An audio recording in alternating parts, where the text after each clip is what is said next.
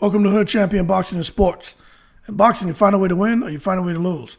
All right, look here, Spence fans and Crawford fans. Jermell Charlo, look, I don't think that 7 pounds is a big difference, but it matters, right? But Jermell Charlo may have too much speed and power for both Errol Spence and Terrence Crawford. I'm not here to talk about Terrence Crawford trying to get the fight with Jermell Charlo. I think Crawford could try to go that route. I think Errol Spence could try to go that route. You know, anything could happen in boxing. But let's be real. Jermell Charlo is the real deal. Anyone out here still arguing that Jermell Charlo isn't the real deal? Y'all can say what you want about Crawford. Y'all can say what you want about Spence. Okay? No problem. You can't say that about Jermell Charlo. This man, you want to talk about Castano? Talk about Castano. You want to talk about Harrison? Talk about Harrison. You want to talk about this guy, Zoo, who's fighting Harrison, which I think Harrison will outbox him. I don't think Zoo has anything for Charlo. You talk about Fundora. Let me tell you something. If Lubin hurt Fundora, Charlo kills Fundora. I'm just being honest with you. Right? So Liam Smith, we know he's still floating around out there. I think Charlo beats him down. All right? So we just got to be real with what we're talking about with Jermell Charlo. When you have someone like that, right, who you watch him in the ring, and he's so responsible when he's throwing his jab, throwing those short hooks, when he's throwing the uppercuts. I watch his technique. I watch how he's not trying to throw it too wide. He's trying to make sure it's tight. Everything he does is technically sound. You know, sometimes, I'm watching, I'm like, man, that doesn't really look that effective. But then the shot, in particular, you look at what happened with the Castano fight, right? The shot that got Castano, it was a delayed reaction. It didn't even look like a hard shot. But that tells you a lot about Jermell Charlo, not only about his hands and how heavy they are and how special they are, but about his punch placement. And we could sit here now and talk about Castano and the pressure he put on him, right? You look at how he handled Castano. He'll do the same thing to Errol Spence. Now, to me, him and Errol Spence, I know they spar a lot. My understanding is the sparring is good. But if they were to fight, I just think Jermell Charlo has too much for him. But at the same time, they kind of know each other. But the same way, if they were to fight, Errol Spence would definitely know probably a little bit more about Jermell than if Terrence Crawford was to fight him. But I honestly think Terrence Crawford and Tony Harrison, very similar styles. So if anyone out here wants to argue about Errol Spence beating Jermell Charlo, well, I think Errol Spence would probably be pretty competitive like it is in sparring. But ultimately, I think what ends up happening to him is like what Jermell did to Castano. You see them pressure fighters that throw a lot of punches, man, and work their way in and let shots go. Jermell goes straight back, and because Jermell will try to counter you while he's on the ropes. He's trying to counter with the big hook. And that's how Castano was able to have some success. But you see, with Jermell Charlo went back to the drawing board and made those corrections, you saw what happened. Now, the thing is, for Jermell and Spence to fight, that Derek James, who's he going to coach? You know what I'm saying? He said he doesn't want that fight. But, the rumors are swirling that it's a strong possibility that it's something that could materialize. Anything could happen in boxing. Errol Spence said that. Anything could happen. But I know Derek James said he doesn't want that. Because then he may be forced to pick, and I just don't think he's going to pick a side to coach either one of them. But if he was to do it, maybe he'd go with Errol Spence because he had Errol Spence, the longest. But I just don't think he would. I think he would step away and leave them two on their own. I don't think he wants that at all. But now, for Terrence Crawford, look, man, Crawford has him and Spence have those crazy IQs. But Crawford and switching, he has those long arms and boxing and the ability to counterpunch. And I just think with Crawford, man, and getting in there with Jermell Charlo, I just think, man, look at Tony Harrison and how Tony Harrison had some success.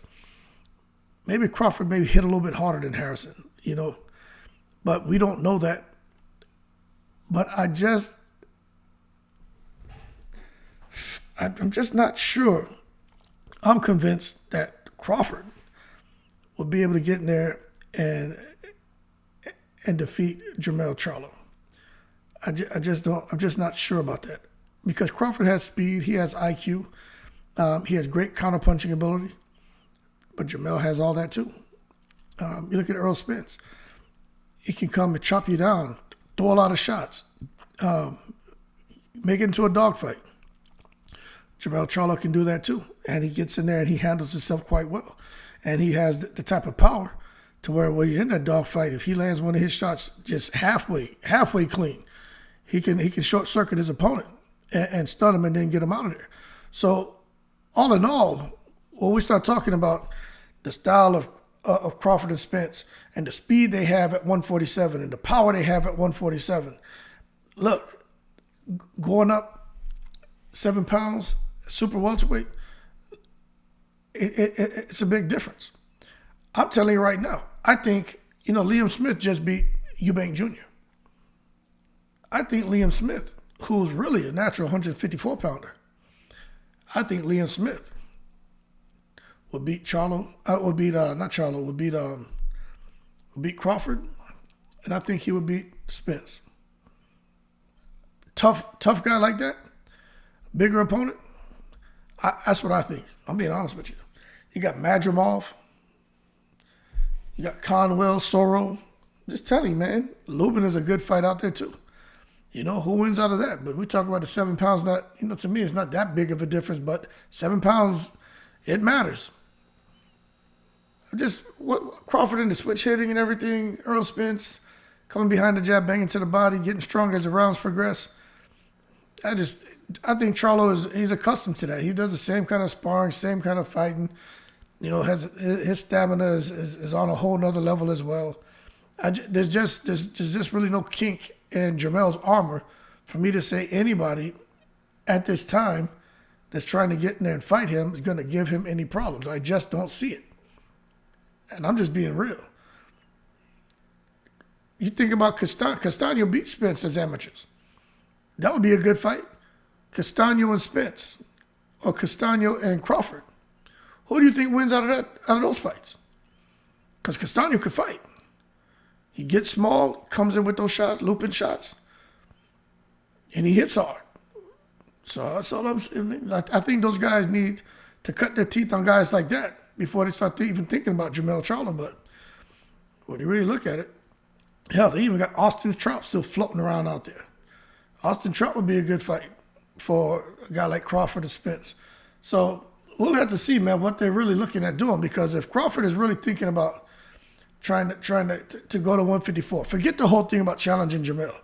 If him and Spence really want to go to 154, can they beat a Xander Zayas? You know what I'm saying? Can they beat a Charles Conwell? Like, these are real fights we got to look at, and I'm just not sure. Tim Tszyu, Danny Garcia's up there. I don't know, man. There's a lot of names, but when you think about those guys who are ranked by the ring, you're talking about Soro, Conwell, and I'll show you what I'm talking about. It's right here.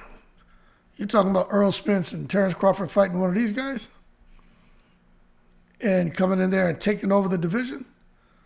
I'm just not, I think they can get up there and handle themselves well. You got a guy like Smith, man, and I just think that's an uphill battle for him. I'm not saying they won't get some wins if matched with the right opponent. But these guys who are there at the elite level, man, I just think they need to cut their teeth on these guys. But, the way things work, they could get a shot at him. Well, Crawford before Spence, because Crawford has that WBO. Well, actually, both of them could get a shot, but the way the rules work in these sanctioning bodies, that WBO allows their champion who's a weight above or below a lot of flexibility, man. But that being said, I'm just not convinced that Spence or Crawford has what it takes to get in there and to stop a focused Jermell Charlo. Because I look at speed and I look at power. Then when I look at IQ, they all have it. the awareness, they have it. That dog in them, you know what I'm saying? They all have it. They all have it. So, I mean, they always say, right, a good big guy will always beat a good little guy, right? Now, I'm not saying these guys are 100 strawweights, you know what I mean? But Jermell is the bigger fighter. And when they come in on the night of the fight, who's going to weigh more? Probably Jermell. But we'll have to wait and see. But I just wanted to put this video out there because we've been talking so much about Terrence Crawford, and the fact is, it's a reality that Crawford could make that move. You know, we're just having conversations here. But the reality is, no matter if you're a Spence fan or Crawford fan, let's not take it to the stupid and say that they'll go up and clip Jermell Charlo. Anything could happen.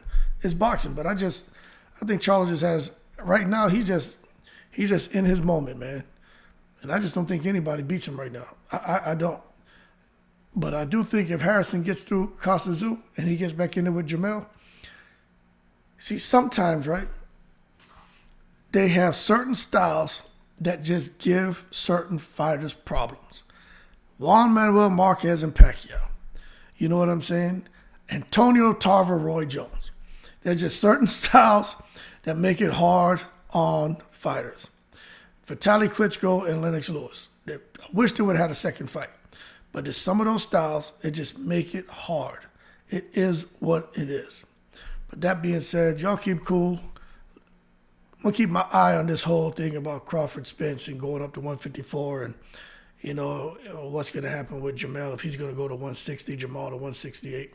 But nonetheless, I just don't think Crawford and Spence really has I think when the going gets tough, I think Jermell would end up being victorious in both of those fights. He's proven, man. But that's my 2 cents. That being said, y'all keep cool. Shout out to the veterans, all 7 continents. I'm in the breeze.